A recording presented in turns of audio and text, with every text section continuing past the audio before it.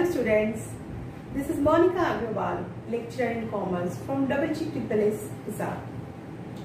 तो आज हम करेंगे अपना 12th बिजनेस स्टडीज का चैप्टर नंबर 4 का next topic, that is importance of planning. आज हम बात करेंगे प्लानिंग की इम्पोर्टेंस के बारे में।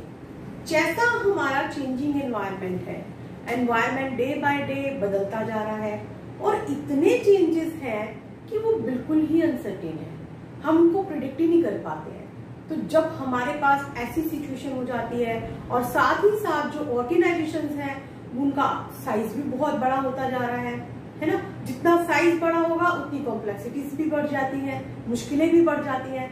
तो उनको सॉल्व करने का क्या तरीका है? उनको सॉल्व करने का एक ही तरीका है कि अगर हम उनको कम कर सकते हैं तो किस तरीके से कर सकते हैं हम उनको कम? प्लानिंग के कारण। तो उसके लिए जरूरी है कि अगर हम बिजनेस को सक्सेस करना चाहते हैं, क्योंकि प्लानिंग जो है वो बिजनेस के सभी लेवल्स पे हो रही है, चाहे वो टॉप लेवल है, चाहे वो मिडिल लेवल है, चाहे वो लोअर लेवल है, सभी पे हो रही है। तो इसलिए इसकी इंपॉर्टेंस उतनी ही बढ़ जाती है।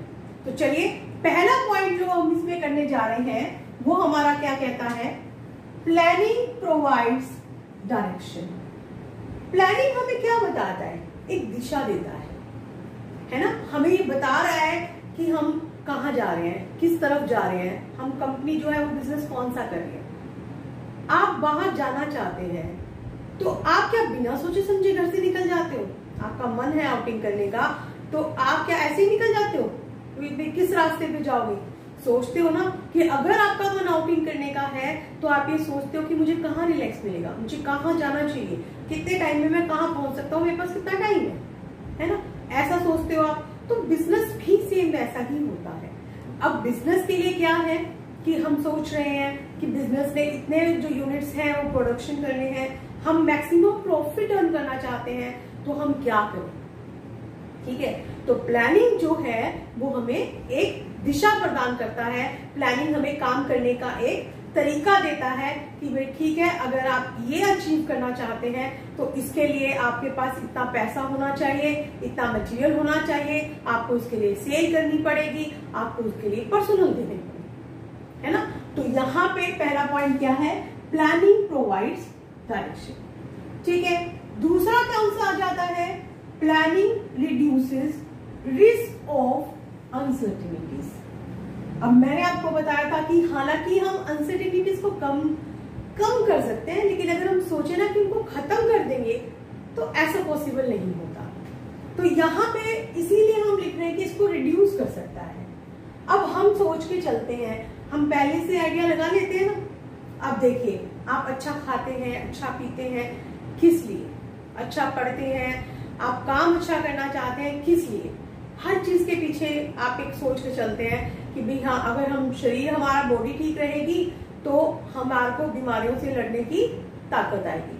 तो ऐसे ही जो बिजनेस होता है, बिजनेस में भी क्या है कि अनसर्टेनिटीज है, हम पहले से उनको प्रोडिक्ट कर लेते हैं। हम मान के चलते हैं कि भाई अगर कल को सेल हमारी डाउन हो गई, कल को किसी कारण माल ना बिका, तो हम क्या करेंगे? तो उसके लिए फिर हम क्या करते हैं? पहले से प्लानिंग कर लेते हैं। हम इस हिसाब से चलेंगे कि भाई ठीक है, हमारा माल इतना कम से कम अगर हम बेचेंगे तो हमें प्रॉफिट होगा। अब मान लीजिए कि आपने अपना सोचा था टारगेट कि आप 10,000 यूनिट्स जो थे वो बनाना चाह रहे थे। ठीक है, अब आप इतनी यूनिट्स बनाना चाह रहे हो तो आपकी जो कॉस्ट आ रही है उस पे वो आ रही है आपकी 10 लाख रुपए। अब आप ये तो सोचोगे ना कि ये 10 लाख रुपए आपके कवर अप होने चाहिए, डूबने नहीं चाहिए। तो उसके लिए आप अपना इस ढंग से काम करोगे कि आपके ये रुपए जो है वो ना डूबे। ठीक है, तो प्लानिंग हमारी उसमें हेल्प कर देता है, क्योंकि वो पहले से ही हमारा सारे का सारा सोच के हम चलते हैं कि अगर ऐसे होगा तो फिर हम उसको ऐसे कर पाएंगे। थर्ड चीज क्या है? Planning reduces overlapping and wasteful activities. अब देखिए, प्लानिंग ने क्या किया कि हमें पहले से बता दिया, हमने उसमें अपने ऑब्जेक्टिव्स डिसाइड कर लिए। ठीक है, ऑब्जेक्टिव डिसाइड करके हमने उसको डिपार्टमेंट वाइज बांट दिया। हमने कहा कि परचेज वालों तुम्हें ये काम करना है, सेल वालों तुम्हें ये वाला काम करना है, फाइनेंस डिपार्टमेंट है जो आपको ये काम करना है। तो अब क्योंकि हर एक पर्सन का जो काम है वो बट गया है ना, जब काम बट गया, आपको पता है कि आपको कितना काम करना है, तो काम की क्या एक दूसरे की रेपिटेशन हो जाएगी? नहीं होगी, क्योंकि हर एक को पता है कि भाई ए है, मान लीजिए कि यहाँ पे ए को है, यहाँ बी है, यहाँ सी है, आपने काम दे दिया, आप उसको उसके लिए रिस्पॉन्सिबल ठहरा सकते हैं। तो एक तो एक्टिविटीज भी गलत नहीं होगी, वेस्ट नहीं होगा मटेरियल, ठीक है, और दूसरा उनकी ओवरलैपिंग भी नहीं होती है। नेक्स्ट आता है प्लानिंग प्रमोट्स इनोवेटिव आइडियाज। अब प्लानिंग किस चीज को प्रमोट करता है? प्लानिंग नए नए आइडियाज को प्रमोट करता है। अब भाई प्लानिंग नए नए आइडियाज कैसे निकालता है? देखो, हमने प्रोसेस किया था, तो प्रोसेस में हमने क्या पढ़ा था कि हम अल्टरनेट ढूंढते हैं, ठीक है। अब हम चाहते हैं कि हमारा जो बिजनेस है वो हम एक्सपेंड करें। जब हम चाह रहे हैं कि हमारा बिजनेस एक्सपेंड हो, ठीक है, तो अब हम उसके लिए फिर क्या करेंगे? हम चाहते हैं कि हमारा बिजनेस एक्सपेंड हो, बढ़ाना चाहते हैं। अब हमारे पास क्या ऑप्शन है? हम यहाँ पे कार बना रहे हैं, 10,000 कारें हमारा टारगेट था बनाना। अब हमने सोचा कि हमने अपना बिजनेस बढ़ाना है, तो अब हमारे पास क्या क्या ऑप्शन थे उसके कि भाई हम कार ही और बना दें, ठीक है, कार को 12,000 बना लें, या फिर हम क्या करें, लार्ज लग्जरी कारें बना लें, है ना, वो भी बना सकते हैं। हमारा उतना बजट नहीं है तो हम स्कूटर्स बना सकते हैं, हमारा क्या कर सकते हैं, हम उसकी ब्रांचेस खोल सकते हैं, है ना। कितने सारे ऑप्शंस है हमारे पास, ऑप्शंस बहुत सारे हो जाते हैं। तो अब जब हम प्लानिंग कर रहे हैं, मैनेजर इनको देखेगा कि भाई जो प्लानिंग करने वाला है वो उसको देखेगा ना कि एक अल्टरनेट को हमने ऐसे करना है, अब इसका ऐसा भी हो सकता है, और फिर ऐसे नहीं हम सिलेक्ट करते, हर ऑप्शन को हम इवेल्युएट करते हैं। यही किया था ना हमने कि हर ऑप्शन हम इवेल्युएट करेंगे, किसमें हमें फायदा रहेगा, किसके नुकसान है, किसके फायदे है, तो जिसमें सबसे ज्यादा फायदा होगा वही हम ऑप्शन चूज करते थे। तो यहाँ पे अब क्या है कि जब आप एक बार ऐसे काम करने लग जाते हैं तो आपके दिमाग में जब भी कोई और सिचुएशन आती है ना, आपके दिमाग में अल्टरनेट्स आने लग जाते हैं, फिर आप और सोचना शुरू हो जाते हो, आप क्रिएटिव माइंड हो जाते हो। तो यहाँ पे इसलिए प्लानिंग किसको प्रमोट करता है? इनोवेटिव आइडियाज को। Planning facilitates decision making. अब डिसीजन मेकिंग को कैसे हेल्प कर रहा है वो? जैसे अभी कि यहाँ पे हमारे अल्टरनेट्स थे, इन अल्टरनेट्स में से कौन सा बेटर अल्टरनेट है, हमें एक को चूज करके और फिर हम आगे उसके लिए प्लानिंग पे चले हैं, है ना। तो जो हमने एक चूज किया वो हमारी क्या बन गई? डिसीजन मेकिंग बन गई। तो ये किसको प्रमोट कर रहा है? डिसीजन मेकिंग को। And the last point is planning establishes standard for controlling. ये कंट्रोलिंग के भी स्टैंडर्ड फिक्स करता है। कैसे? जब आप प्लानिंग कर रहे हैं, आपने 10,000 यूनिट्स का सोचा कि आप 10,000 यूनिट्स बनाओगे, तो उस वक्त आपने ये भी तो सोचा होगा ना, आपने उसके बाद ऑर्गेनाइजिंग करी, ठीक है। ऑर्गेनाइजिंग में आपने क्या किया? काम को डिवाइड कर दिया, यहाँ पे आपने डिवीजन ऑफ वर्क कर दिया। अब डिवीजन ऑफ जब वर्क आपने किया, आपने डिपार्टमेंट्स बनाए, आप उसमें पर्सनल सोचोगे, भर्तियां करोगे। अब वो पर्सनल आप इस बेस पे रखोगे कि मान लो कि अगर एक पर्सन ए है, वो कितनी यूनिट्स बना सकता है। फॉर एग्जाम्पल वो कहता है कि 10 यूनिट्स वो बना सकता है। तो अगर एक आदमी 10 यूनिट बनाएगा तो 10,000 यूनिट बनाने के लिए हमें कम से कम कितने लोग चाहिए? हमें कम से कम 1000 लोग चाहिए। तो हम 1000 लोगों को रख लेते हैं। तो कहां से डिसाइड हुआ ये चीज? स्टैंडर्ड किसने फिक्स किए? प्लानिंग ने, क्योंकि हम वही प्लानिंग कर रहे थे। अब फिर वो कंट्रोलिंग के लिए क्या हो गया?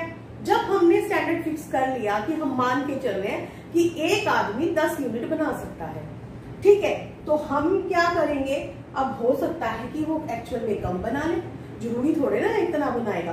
तो अगर उसने 9 यूनिट बनाए, अब 1 यूनिट उसने कम बनाई है, तो ये हमारा क्या चीज हो गई? हमारा रिड्यूस हो गया, है ना। तो हम कहते हैं कि यहाँ पे हमारे डिवाइशंस आ गए, कहाँ कमी रह गई, अब हमें उनको चेकआउट करना पड़ता है, ठीक है। तो इस तरीके से प्लानिंग क्या है? Planning establishes standard for controlling also. तो देखा आपने कि कैसे एक बिजनेस को चलाने के लिए जो प्लानिंग है वो कितना हेल्पफुल है। ठीक है, चलिए तो अब हमारा नेक्स्ट टॉपिक जो है वो आता है लिमिटेशंस ऑफ प्लानिंग। क्योंकि देखिए कोई भी जो चीज होती है वो 100% परफेक्ट कभी भी नहीं होती। हम खुद को कहें क्या हम 100% परफेक्ट हैं, हमें हर कुछ सही है, ऐसा नहीं होता। हर चीज में कुछ ना कुछ कमियां जरूर होती है ना। तो इसीलिए यहाँ पे जो हम डिस्कस करने जा रहे हैं, आज हम क्या डिस्कस करने जा रहे हैं, अब इसका लिमिटेशंस ऑफ प्लानिंग। तो सबसे फर्स्ट लिमिटेशन हमारी क्या है, प्लानिंग क्रिएट्स रिजिडिटी। अब यहाँ पे इसका क्या मतलब बनता है, इसका मतलब है कि एक किस्म से इनफ्लेक्सिबल, एक तो होता है फ्लेक्सिबल, फ्लेक्सिबल जिसमें आप जब चाहो चेंज कर सकते हो, एक होता है इनफ्लेक्सिबल। तो यहाँ पे जो प्लानिंग है वो रिजिडिटी क्रिएट कर देती है, आप इसमें जल्दी से चेंजेस नहीं कर सकते। क्यों? उसके दो रीजंस होते हैं। यहाँ पे दो टाइप की हमारी फोर्सेस होती हैं, एक होती है इंटरनल और एक होते हैं हमारे एक्सटर्नल फोर्सेस। अब इंटरनल फोर्सेस हमारी क्या चीज हो जाती है, अब जैसे कंपनी के मान लीजिए कि ऑब्जेक्टिव्स वगैरह हैं, पॉलिसीज है ना, ये हमारे क्या है, इंटरनल फोर्सेस है। अब कंपनी का हमने एक ऑब्जेक्ट डिसाइड कर दिया, अभी हमने पीछे किया था क्या कि 10,000 यूनिट्स एक कंपनी बना रही है।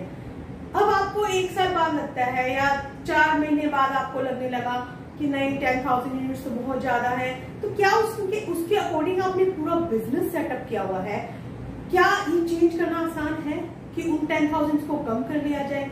क्या ये चेंज करना भी आसान है कि उसको हम 10,000 को बढ़ा के कि मार्केट में डिमांड ज्यादा है तो हम उसको 12,000 यूनिट कर दें? नहीं, एकदम से इतना पॉसिबल नहीं होता। छोटे छोटे जो चेंज होते हैं वो आप कर सकते हो, लेकिन बहुत बड़े वाला जो चेंज करना होता है ना, वो इतनी जल्दी पॉसिबल नहीं होता। अब एक्सटर्नल क्या है यहाँ पे फोर्सेस, यहाँ पे जैसे कि गवर्नमेंट पॉलिसीज है। अब गवर्नमेंट ने कोई पॉलिसीज बना दी है, अब आपको क्या पता कि गवर्नमेंट क्या पॉलिसी बनाने वाली है ना, आपका उस पर कंट्रोल है नहीं है। फ्लड आ जाती है बाय चांस, क्या फ्लड का पहले से डिसाइड है? अर्थक्वेक आ गया, क्या आप इसको डिसाइड कर सकते हैं कि कितना बड़ा अर्थक्वेक आएगा, आप उसका नुकसान होने से बचा लो, नहीं बचा लो, कुछ नहीं कह सकते, नहीं बचा सकते ना। अब जैसे कि देखिए कोरोना का टाइम चल रहा है, तो कोरोना आ गया, क्या हमें पता था पहले से कि इतनी बड़ी हमारे ऊपर प्रॉब्लम आने वाली है? नहीं पता था। ये चीजें हमारे कंट्रोल में नहीं है, हम इनको नहीं चेंज कर सकते। तो अब एकदम से ये चीजें आ जाती हैं और तो हम एकदम से चेंज करें उनको, तो इट्स नॉट पॉसिबल। तो यहाँ पे सबसे बड़ी समस्या हमारी इसकी क्या है, प्लानिंग क्रिएट्स रिजिडिटी, ये एक किस्म से इनफ्लेक्सिबल हो जाती है। दूसरा फिर क्या आ जाता है, planning does not work in a dynamic environment. अब एनवायरमेंट तो चेंज होता रहता है ना, एनवायरमेंट तो बदलता रहता है, आज कुछ है कल कुछ और है, आज किसी चीज की डिमांड है कल किसी और चीज की डिमांड हो जाएगी, है ना। अब उसमें फिर आप क्या करोगे, उसमें आपको क्या करना पड़ेगा। अब मान लीजिए कि आपको ऐसा लग रहा था कि जो गवर्नमेंट है अब वो बहुत ज्यादा का ज्यादा एक्सपोर्ट खोलने वाली, ठीक है। अब आपको लग रहा है कि वे एक्सपोर्ट खोलेगी, हमें बहुत फायदा होने वाला है। आपने क्या किया, अपना बिजनेस सेटअप कर लिया। अब लेकिन जब बिजनेस सेटअप हो गया, हम सोच रहे थे कि गवर्नमेंट ऐसा करेगी, लेकिन नहीं। अब क्या हुआ, कोरोना आ गया, एक्सपोर्ट जो चल रहा था गवर्नमेंट ने वो भी बंद कर दिया। तो फिर अब उसमें क्या हुआ, आपने तो अपना नया बिजनेस सेटअप किया था ना, अब वो तो आपका बंद हो गया, आपको तो बहुत सारा नुकसान करना हो गया। तो सारी की सारी, अब आप वहां पे क्या आपकी प्लानिंग ने वर्क किया? क्या आपने पहले ऐसा सोचा था अपना बिजनेस सेटअप करते हुए कि अगर हमारे साथ ऐसा हो गया तो हम क्या करेंगे? नहीं सोचा था, कोई भी नहीं सोच सकता उस चीज को, तो है ना। तो यहाँ पे क्या है कि planning does not work in a dynamic environment, की जो प्लानिंग है आप माइनर से चेंजेस कर सकते हो, छोटे मोटे चेंजेस कर सकते हो, लेकिन एकदम से चेंजेस करना नॉट पॉसिबल। इसी तरीके से अगर कोई माल आपको सस्ता मिल रहा है, एकदम से आपके पास कोई इमरजेंसीज आ गई, कंटिजेंसीज हो गई हैं, आप उनके बारे में कुछ नहीं कर सकते। आप कब कर सकते हो? आप अगर पहले से, अगर फ्यूचर तो अनसर्टेन है, आपका निकल गया, हो सकता है कि जो आपने प्लानिंग करी है हो सकता है सही भी हो जाए और हो सकता है वो गलत भी हो जाए। नेक्स्ट क्या है, प्लानिंग रिड्यूस क्रिएटिविटी। क्रिएटिविटी क्या होती है? कुछ नया करना। अब ये कम कैसे कर देता है नया करने से? क्योंकि यहाँ पे आपने पहले डिसाइड कर दिया है कि ऐसा होगा ऐसा होगा। जब सब कुछ आपने डिसाइड कर रखा है तो जो वर्कर्स हैं हमारे, तो वो वर्कर्स कैसे सोचेंगे, कैसे देखेंगे, क्या करेंगे? वो सोचते हैं ठीक है जो चल रहा है ना उसको चलने दो, हम तो कुछ नहीं बोलते, वो ऐसा सोच लेते हैं। तो फिर यहाँ पे जो हमारी क्रिएटिविटी है वो खत्म हो जाती है। अगर कोई हो सकता है कि जो वर्कर्स में भी है वो कुछ अच्छा करना चाहता हो, वो इनिशिएट नहीं लेता, तो वहां पे क्रिएटिविटी भी खत्म हो जाती है। Planning involves huge cost. बहुत ज्यादा लागत आती है, बहुत ज्यादा कॉस्ट आ जाती है। क्यों? क्योंकि देखिए अभी हमने इससे पहले किया था, इसका प्रोसेस किया था ना, प्रोसेस में कम से कम आपके कितने पॉइंट से, आई थिंक 7 पॉइंट्स हो गए कम से कम। 7 स्टेप्स आपको चलना पड़ा था। ऑब्जेक्टिव डिसाइड आपने किए, फिर आपने क्या किया, प्रीमाइसेस देखे, अल्टरनेट्स को आइडेंटिफाई किया, फिर आपने उनको इवैल्यूएट किया, फिर आपने क्या किया, फिर आपने उसमें उनको सेलेक्ट किया, इंप्लीमेंट किया और फिर आपने फॉलो अप किया। कहने में तो 7 काम थे, लेकिन टाइम कितना लगा, कितने सारे लोग उस पर लगे, है ना, एक बहुत लंबा उसमें वो लगा, तो उसमें लागत भी कितनी ज्यादा आ जाती है, बहुत ज्यादा आ गई। और उसी के साथ साथ कॉस्ट भी ज्यादा आ गई है। और planning is a time consuming process also, क्योंकि आपने अभी मैंने बताया कि जो 7 पॉइंट हमने किए थे, कहने में 7 हैं, कहने में 1 मिनट भी नहीं लगता, लेकिन करने में बहुत ज्यादा टाइम लग जाता है। तो ये एक हमारा टाइम कंज्यूमिंग प्रोसेस बन जाता है। And the last is planning does not guarantee success. आप ये मत सोचिए कि आपने प्लानिंग कर ली तो 100% आप सक्सेस है ही है, ऐसा नहीं होता। क्योंकि फ्यूचर अनसर्टेन है, उसको आप सर्टेन नहीं कर सकते। आप प्रेडिक्ट कर सकते हो, आप सोच सकते हो कि ऐसा होगा। अगर आपकी प्रेडिक्शन सही हो गई तो आप सक्सेस हो गए, लेकिन अगर आपकी प्रेडिक्शन सक्सेस नहीं हुई तो फिर आप सक्सेस नहीं हुए। तो यहाँ पे प्लानिंग का मतलब ये नहीं है कि 100% गारंटी है, हाँ, लेकिन फिर भी काम को सोच समझ के हमें करना पड़ता है। ठीक है, तो ये थी हमारी इसकी क्या है, लिमिटेशंस है। लेकिन कुछ कमियां होते हुए भी हम इसको क्या करते हैं कि प्लानिंग जो है वो हमारा एक प्राइमरी फंक्शन है, हमें उसे बहुत कुछ करना पड़ता है और एक हमारी लाइफ का एज वेल एज बिजनेस का जो है एक इम्पॉर्टेंट पार्ट है। तो हमारा नेक्स्ट टॉपिक है अब types of plan. Types of plan क्या है हमारे, कि हम जो हमारी प्लानिंग है उसमें हम प्लान्स बनाते हैं, कितने तरीके के होते हैं, क्या उनके नाम है, अब हम उस बारे में बात करते हैं। ठीक है, तो चलिए सबसे पहला जो है हमारे पास वो कौन सा है हमारे पास, ऑब्जेक्टिव्स। ऑब्जेक्टिव्स के बारे में हम बहुत बार बात कर चुके हैं ना, इस टॉपिक में हम बार बार उस चीज को रिपीट कर रहे हैं। क्या है अब तक तो शायद आपको याद भी हो गया होगा। ऑब्जेक्टिव्स एक कंपनी के वो अंतिम बिंदु हैं जिन्हें प्राप्त करने के लिए संस्था काम करती है। लेकिन आपको पता है, अब हम एक थोड़ा सा इसके हटके भी टॉपिक करेंगे इसमें साथ में। जैसे अक्सर 2-3 वर्ड्स हम लोग यूज करते हैं, लेकिन उसमें अक्सर हम क्या होता है कि हम कंफ्यूज हो जाते हैं। जैसे देखिए, एक वर्ड होता है पर्पस, है ना, हम मानते हैं कि पर्पस भी उद्देश्य है, ऑब्जेक्टिव भी उद्देश्य है ना, सारी चीजें होती हैं। एक होता है गोल, इसको भी हमने मान लिया, ठीक है। एक तीसरा कौन सा हो गया हमारा, ऑब्जेक्टिव, ये भी हमारी एक ही बात हो गई। गोल्स भी बोल देते हैं हम, इसको क्या बोल देते हैं, हमारे मिशन भी बोल सकते हैं। तो मतलब हम इनको एक जैसा मानते हैं, लेकिन ये एक जैसे नहीं होते, इनमें फर्क होता है, लेकिन कितना कितना सा, जरा जरा सा फर्क होता है। तो चलिए आज हम साथ में इस बारे में भी बात करेंगे कि क्या फर्क होता है। तो सबसे पहले हमारी बात आती है पर्पस की। पर्पस क्या चीज है कि एक संस्था जिसके लिए काम कर रही है। अब मान लीजिए कि आपका स्कूल है, स्कूल का मेन काम क्या होता है, टू प्रोवाइड एजुकेशन। हर स्कूल ये करता है, इसमें कोई अलग बात नहीं है ना, कोई भी स्कूल हो, क्या काम है उसका, टू प्रोवाइड एजुकेशन।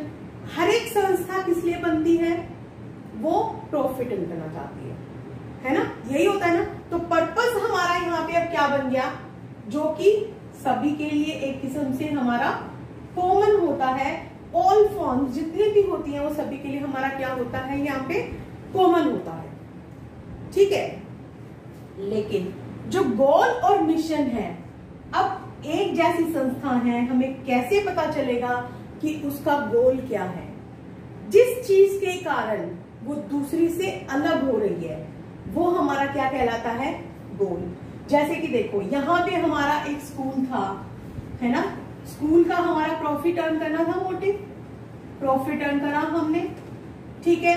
अब स्कूल में अलग से वो गोल क्या है कि वो यहाँ पे आर्ट्स भी है उसमें, प्लस उसमें कॉमर्स भी है, प्लस उसमें साइंस भी है, ठीक है। अब एक स्कूल ऐसा हो सकता है जिसमें सिर्फ आर्ट्स हो, एक स्कूल ऐसा हो सकता है जिसमें कॉमर्स हो, ठीक है ना। तो यहाँ पे ये इस चीज से अलग अलग कैटेगराइज हो रहे हैं हमारे, ठीक है। तो वो हमारा क्या बन गया, गोल बन गया।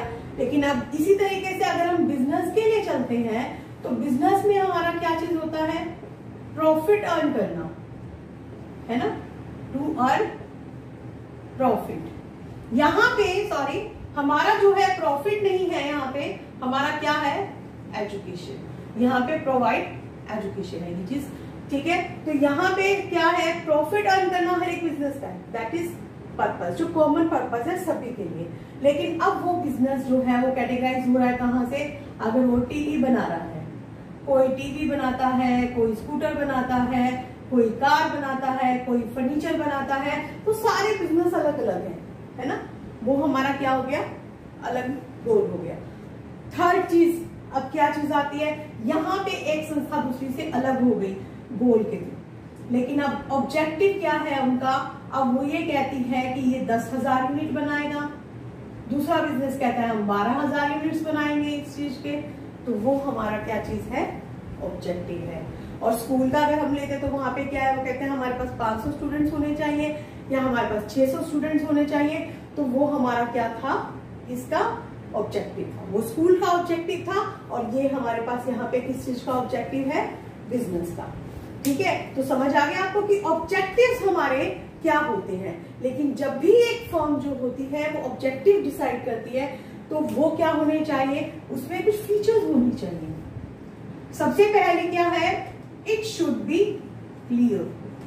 सबसे पहली बात, वो जो ऑब्जेक्टिव्स आप लोगों ने डिसाइड किए हैं वो हमारे क्या है, वो क्लियर होने चाहिए, हर एक को समझ में आने चाहिए, ठीक है ना।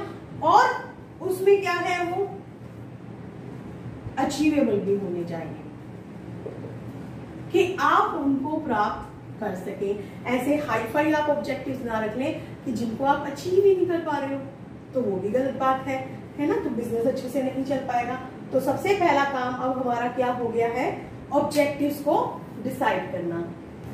तो सेकंड हमारा आता है स्ट्रेटेजी। अब स्ट्रेटेजी हमारी क्या चीज है, स्ट्रेटेजी हमारी होती है जो हमारे कॉम्पिटिटर्स होते हैं, है ना। देखिए जो हमारे कॉम्पिटिटर्स हैं हम उनको ध्यान में रख के बनाते हैं ये। अब हम ये सोचते हैं कि अगर हमारे कॉम्पिटिटर ये कर रहे हैं तो अब हमें किस तरीके से मूव ऑन करना है। अब देखिए कोई भी कंपनी है वो ये कहती है कि मान लो कि आप फ्रिज ले जाओ, ठीक है। अगर आप फ्रिज लेके जा रहे हो, है ना, और या वो ये कहते हैं कि अगर आपका कम से कम जो फ्रिज का प्राइस है अगर वो 50,000 रुपए का होगा तो उसके साथ आपको 1,000 का गिफ्ट वाउचर मिलेगा, ठीक है। अब दूसरी जो कंपनी है वो ये सोचेगी ना कि भाई अगर एक कंपनी मेरे को 1,000 रुपए का गिफ्ट वाउचर दे रही है तो लोग उनका प्रेफर करेंगे। तो दूसरी कंपनी को भी ध्यान में रख के क्या बनाना पड़ेगा कि वो भी कुछ ना कुछ उसमें गिफ्ट वगैरह दे, उनको साथ में ध्यान में रखे। और इसके लिए वो क्या करते हैं, एनवायरमेंट का जो है ना वो क्या करते हैं, स्वॉट एनालिसिस करते हैं।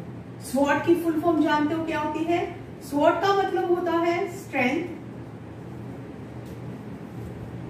Weakness, opportunities and threats. देखिए कोई भी बिजनेस होगा उसकी कुछ ताकत होती है, अपने आप में वो स्ट्रोंग होता है, कुछ ना कुछ हर एक में बेस्ट होता है। हम भी हैं तो हमारे अंदर भी कुछ लोगों से हटके हमारे अंदर कुछ बेस्ट होगा, कुछ हमारी ताकत होती है, वीकनेस, कुछ हमारी कमजोरियां भी होती हैं। जैसे हम किन्हीं चीजों से डरते हैं कि भाई नहीं हम ये नहीं कर पाएंगे, हमें ऐसा डर लगता है, तो बिजनेस की भी कहीं ना कहीं कोई कमजोरी हो सकती है। अपॉर्चुनिटीज, हमारे सामने बहुत सारी अपॉर्चुनिटीज आती है, बिजनेस के सामने भी अपॉर्चुनिटीज आ सकती हैं, है ना। कि कई बार एक बार आपने अगर माल आप देखते जा रहे हैं कि कब आपको माल सस्ता मिल सकता है, किसी टाइम आपको ऐसा हो सकता है कि आपने प्लानिंग कर रखी है और वो सक्सेस हो गई, तो आपको अपॉर्चुनिटी अवेल कर सकते हैं। लेकिन कुछ आपके लिए डर की बातें भी होती हैं जिन्हें आप थ्रेट्स कहते हैं। तो इन सारी चीजों को देखते हुए आपको क्या बनानी पड़ती है, स्ट्रेटेजी। लेकिन यहाँ पे जो बात आती है ना, जो स्ट्रेटेजी होती है फिर वो आपकी दो टाइप की होती है। कौन कौन सी है वो दो टाइप? एक होता है हमारे पास एक्सटर्नल स्ट्रेटेजी, जो बाहरी तत्वों को देख के बनाई जाती है। जैसे अभी मैंने बताया कि जो कॉम्पिटिटर्स को आपने देखकर बनाई है वो आपकी कौन सी है, एक्सटर्नल स्ट्रेटेजी। लेकिन जो इंटरनल स्ट्रेटेजी है, इंटरनल स्ट्रेटेजी क्या, कि जो कंपनी के अंदर हो रही है। अब कंपनी के अंदर कैसे हो रही है, आप कंपनी में मॉडर्नाइजेशन करना चाहते हैं, आप ऑटोमेटिक मशीन लगाना चाहते हैं। अब आप ऑटोमेटिक मशीन लगाओगे तो जो काम हाथ से होता था, जो 10 लोग काम करते थे, हो सकता है मशीन के कारण एक करे, है ना। तो अब एक करेगा तो 9 लोगों को आपको हटाना पड़ेगा। तो अब वो 9 लोगों को जब आप हटाओगे तो वो विरोध करेंगे इस चीज का कि भाई हमें क्यों हटाया जा रहा है। तो हमें उसके बारे में पहले से स्ट्रेटेजी बनानी पड़ेगी कि अगर वो विरोध करते हैं तो हमें उनको क्या कहना है, हमें उन्हें कैसे तसल्ली देनी है। तो वो हमारी क्या हो जाती है, इंटरनल स्ट्रेटेजी। तो समझ आ गया आप लोगों को कि स्ट्रेटेजी हमारी क्या चीज है। तो थर्ड पॉइंट है स्टूडेंट्स हमारा क्या, पॉलिसीज। अब पॉलिसीज क्या चीज है, पॉलिसीज एक हमारी, हम ये कह सकते हैं गाइडलाइंस है ना। हम इनको एक गाइडलाइंस कह सकते हैं जो हमारे एम्प्लॉइज हैं, जो हमारे मैनेजर्स हैं, उनको आगे मार्गदर्शन करती हैं, उनको बताती हैं कि कैसे है। अब जब हमने ऑब्जेक्टिव्स किया, ऑब्जेक्टिव्स में हम क्या करते हैं, what is to be achieved, कि हमें क्या लेना है, क्या प्राप्त हमने करना है ना, अचीव। लेकिन ये हमें किसने बताया, ऑब्जेक्टिव्स ने। लेकिन पॉलिसीज क्या हमें बता रही है, how is to be achieve, कि ये अचीव किया कैसे जाएगा, उसका रास्ता बताती है। अब जैसे कि आपने अपना काम डिसाइड तो कर लिया, लेकिन वो पूरा कैसे होगा, वो कौन हमें बता रहा है, वो हमें बता रही है पॉलिसीज, हमें बताती है कुछ चीज। अब जो पॉलिसीज हैं, जैसे फॉर एग्जाम्पल कि हम माल जो है वो हम कैसे करेंगे, हम कहते हैं कि कई बार शॉप्स पे लिखा होता है ना कि सिर्फ only dealings in cash, only cash payments, ऐसा कुछ लिखा होता है। तो वहां पे क्या है, उनकी ये नीति है कि सिर्फ हम माल किस में बेचेंगे, नकद में बेचेंगे। कई जगह ऐसा होता है कि वो क्रेडिट में भी देते हैं, उधार में भी देते हैं, लेकिन वो उधार ज्यादा दिन की नहीं देते। वो कहते हैं सिर्फ 9 डेज में आपको ये पेमेंट करना होगा, अदरवाइज हम आपके ऊपर इंटरेस्ट लगाएंगे। तो ये भी हमारी क्या है, एक नीति है उस काम को पूरा करने की। समझ आ गया आपको भी। ऑब्जेक्टिव जो है वो हमारा क्या था, एक मिशन था, एक किस्म से हम मिशन बोल सकते हैं उसको, कि what is to be achieve, हमने क्या अचीव करना है। लेकिन उसे अचीव कैसे करना है वो हमारा क्या डिसाइड करती है, पॉलिसीज। एक चीज का डिफरेंस और भी है, ऑब्जेक्टिव जो होते हैं वो टॉप लेवल पे बनाए जाते हैं, है ना, लेकिन जो पॉलिसीज है वो आपकी ऑल लेवल्स पे बनाई जाती है, तीनों लेवल्स पे मैनेजमेंट के उनको पॉलिसीज ये बनानी पड़ती है। ऑब्जेक्टिव डिसाइड करने जरूरी होते हैं, लेकिन पॉलिसीज डिसाइड करना जरूरी नहीं होता। इतना कंपल्शन नहीं है, वो आपकी हेल्प के लिए है, गाइडलाइंस है एम्प्लॉइज के लिए। तो वो चाहे तो बना भी सकते हैं और ना चाहे तो नहीं भी बना सकते हैं। तो नेक्स्ट अब हमारा जो आता है वो हमारा क्या है, प्रोसीजर्स। अब प्रोसीजर क्या है, प्रोसीजर हम एक किस्म से ये कह सकते हैं, ये हमारा एक सीक्वेंस ऑफ एक्टिविटीज है, ठीक है। अब सीक्वेंस ऑफ एक्टिविटीज कैसे है ये, कि कोई भी काम पूरा जब हम करते हैं तो उस काम को पूरा करने के लिए बहुत सारी एक्टिविटीज करनी पड़ती है ना, क्रियाएं, बहुत सारे काम करने पड़ते हैं पूरा बड़ा काम करने के लिए। तो उनका क्या सीक्वेंस रहेगा, वो चीज हमारी क्या होती है, प्रोसीजर होती है।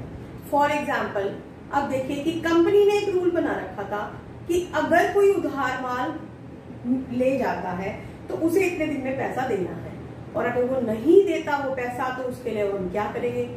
कंपनी उसे सबसे पहला काम क्या करती है, कॉरेस्पॉन्डेंस करती है उसके साथ।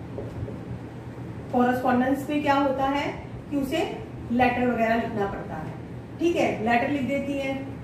अब उसने लेटर का जवाब दिया तो ठीक, नहीं दिया तो फिर उस पर आगे एक्शन उठाना पड़ेगा। अब आगे फिर हम उसे क्या करेंगे, हम उसे टेलीफोनिकली बात करेंगे, हम उसको टेलीफोन कर लेंगे, ठीक है। अब वो टेलीफोन पे भी हमें कुछ अच्छे से नहीं रिप्लाई कर रहा, फिर हम उसके पास क्या जाएंगे, हम उसके पास जाके पर्सनली मिलेंगे कि भाई तुम हमारे पैसे दे दो, हमने तुम्हें उधार माल दिया था, लेकिन वो फिर भी नहीं देता पैसे। अब हम उस पर क्या करेंगे, अब हम उस पर कोई ना कोई लीगल एक्शन उठा लेंगे। तो ये सारा का सारा, अब हम ये तो नहीं कर सकते ना कि पहले जाके हम पर्सनली मिले, फिर हम उसको लेटर भेजेंगे, फिर हम टेलीफोन में बात करेंगे, कोई सीक्वेंस नहीं बनता। तो बनता क्या है कि कोई एक के बाद एक आपने काम करना है। अब नीतियों में आपने क्या डिसाइड कर लिया था, उधार माल देना था, लेकिन उस उधार माल से रिकवरी कैसे करनी थी उसका, वो हमने किस में डिसाइड किया, हमने प्रोसीजर में डिसाइड किया कि पहले हम उसको लेटर लिखेंगे, वो नहीं मानता, फिर हम उसको टेलीफोन करेंगे, फिर भी वो नहीं मानता तो हम उसको क्या करेंगे, पर्सनली उससे जाके मिलेंगे। अगर वो व्यक्तिगत तौर पे मिलने पर भी नहीं मानता, फिर हम उस पे क्या करेंगे, उस पे हम लीगल एक्शन उठाएंगे, ठीक है। तो नेक्स्ट अब हमारा क्या चीज आ जाती है, नेक्स्ट हमारा आता है मेथड्स। मेथड्स क्या चीज है, प्रोसीजर में हमने करा कि सीक्वेंस ऑफ एक्टिविटीज है ना, बहुत सारी एक्टिविटीज थी अब हमारी। अब उन हर एक एक्टिविटीज को पूरा कैसे करना है उसका तरीका हमारा किसमें बताया जाता है, मेथड्स में बताया जाता है कि एक एक काम जो हमने करना है वो किसमें हमें क्या बताना है, वो अब हमें मेथड्स बता रहे हैं। और फिर इसी में आगे नेक्स्ट आता है हमारा रूल्स। अब रूल्स क्या बताते हैं, रूल्स हमें बताते हैं what is to be done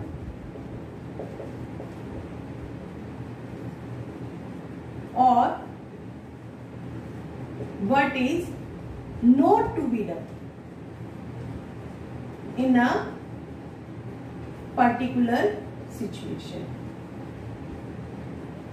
अब देखिए कि इसमें क्या चीज आ जाती है कि जो रूल्स हैं ये हमें क्या बता रहे हैं यहाँ पे कि what is to be done, कि हमें एक पर्टिकुलर सिचुएशन में क्या करना है क्या नहीं करना है, वो हमें कौन बता रहा है, रूल्स बता रहे हैं, हमारे को नियम बता रहे हैं।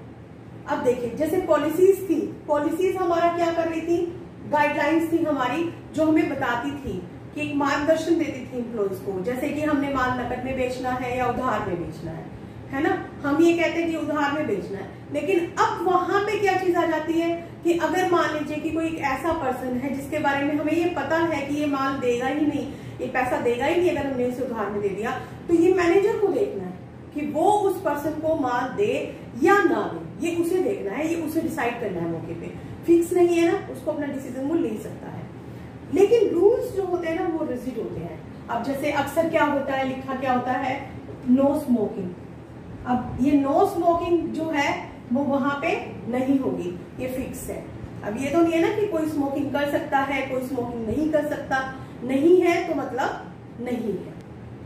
तो फिर अब हमारा नेक्स्ट जो आता है वो आता है बजट। बजट क्या है, जो हमने प्लान ऑफ एक्शन तैयार किया है ना, उसको क्या हम कह सकते हैं यहाँ पे, quantitative expression of plan of action, कि जो हमें काम करना है उसको क्वांटिटेटिव टर्म्स में बताना। क्वांटिटेटिव और क्वालिटेटिव में डिफरेंस होता है। क्वांटिटेटिव जिसको हम डिजिट में एक्सप्रेस कर सकते हैं, है ना, लेकिन क्वालिटेटिव जैसे गुणात्मक, अगर एक कर्मचारी अच्छा है, उसका बिहेवियर अच्छा है, एक मैनेजर अपने वर्कर से बहुत अच्छे से डील करता है, दैट इज क्वालिटेटिव। उसको हम डिजिट्स में एक्सप्रेस नहीं कर सकते ना, हम उसको फिर एक्स्ट्रा फैक्टर भी नहीं दे सकते। लेकिन इसको हम दे सकते हैं। हमने पूरी प्लानिंग करी, लेकिन अब उसको आंकड़ों में देना, हम ये कहते हैं कि इतना प्रॉफिट होना चाहिए, हम बताते हैं कि 1 लाख का प्रॉफिट चाहिए, 2 लाख का चाहिए, इतनी यूनिट्स का सेल करना है तो 10,000 यूनिट्स, 20,000 यूनिट सेल करना है। तो ये 10,000 जो अगर हम बोल रहे हैं या 20,000 बोल रहे हैं, तो ये हमारी क्या है, क्वांटिटेटिव एक्सप्रेशन है, जो हमारा क्या कहलाता है, बजट। लास्ट टॉपिक अब हमारा आता है प्रोग्राम्स। ठीक है, अब प्रोग्राम्स हमारा क्या है कि कोई भी अगर हमें एक पर्टिकुलर जॉब पूरी करनी है, तो उस जॉब को पूरा करने के लिए जो भी हमारी सारी एक्टिविटीज होंगी, किस तरीके से क्या करना है, वो हमारा क्या कहलाता है, प्रोग्राम। तो आपने देखा कि इस तरीके से सारा का सारा मिला के ये हमारे क्या बन जाते हैं, टाइप्स ऑफ प्लान। तो आज के लिए इतना ही, दैट्स ऑल।